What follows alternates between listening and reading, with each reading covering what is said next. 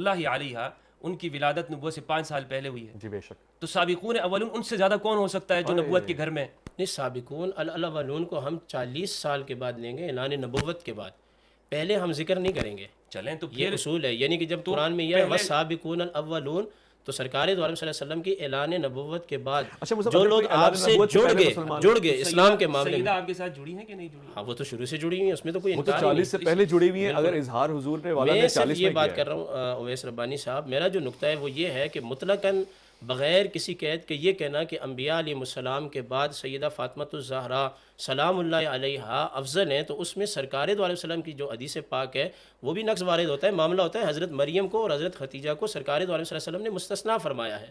تو اس میں دیکھیں نا، اگر نام لے کے مستثنا فرمایا، نام لے کے، اگر اس میں اگر میرے مستدرک کے اندر روایت اہل سنت میں کوئی بات ہوتی ہے تو میں نے آپ سے یہ کہا ہے کہ امام مالک کے نزدیک ہاں آپ افضل ہیں. جی روایت کیا پیش فرما رہے ہیں؟ روایت یہ ہے کہ مردوں میں سے انبیاء آئے، کاملین آئے، اور خواتین میں 4 آئیں. 4 کاملین ہیں. اس میں جو حضرت عیسیٰ علیہ السلام کی والدہ ہیں، مریم ہیں، اور آسیہ ہیں، اور اسی طرح ختیجہ اور فاطمۃ الزہرا علیہ السلام. یہ 4 مستدرک کی روایت ہے. یہ 4 خواتین کا نبی صلی اللہ علیہ وآلہ وسلم نے نام لیا ہے کہ یہ عورتوں میں کاملین ہیں. باقی جو مولانا صاحب عرض کر رہے ہیں نا، انہوں نے ایک بات یہ فرمائی کہ محفوظ ہیں.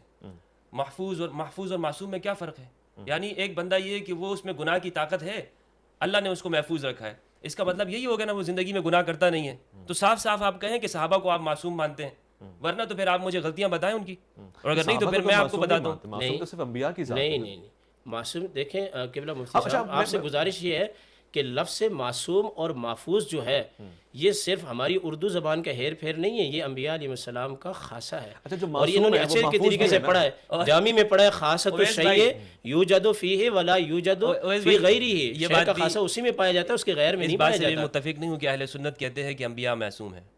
اہل سنت میں خطا اجتہادی انبیاء کی طرف بھی ہے. اللہ اکبر. ہاں کہ انبیاء سے بھی غلطیاں ہو جاتی ہیں، اجتہاداً ہیں ان کی غلطیاں. تو یہ خطا اہل سنت کا بریلیوں کا، دیوبندی اس کے قائل نہیں ہے. اچھا ہاں بریلوی اس کو مانتے ہیں. علامہ انبیاء سے بھی خطا ہو، انبیاء سے خطائیں ہوتی ہیں، بلکہ غلطیاں گنوائی ہیں.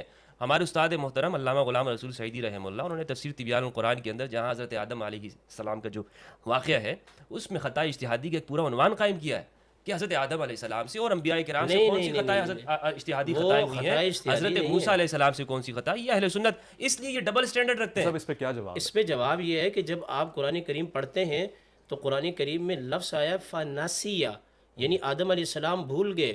خطا میں چاہے وہ اجتہادی ہو یا منکر ہو، اس میں اور نسیان میں فرق ہے. انبیاء علیہ السلام سے جو ہوا ہے وہ نسیان ہوا ہے، اس کو ہم خطا نہیں کہیں گے. اگر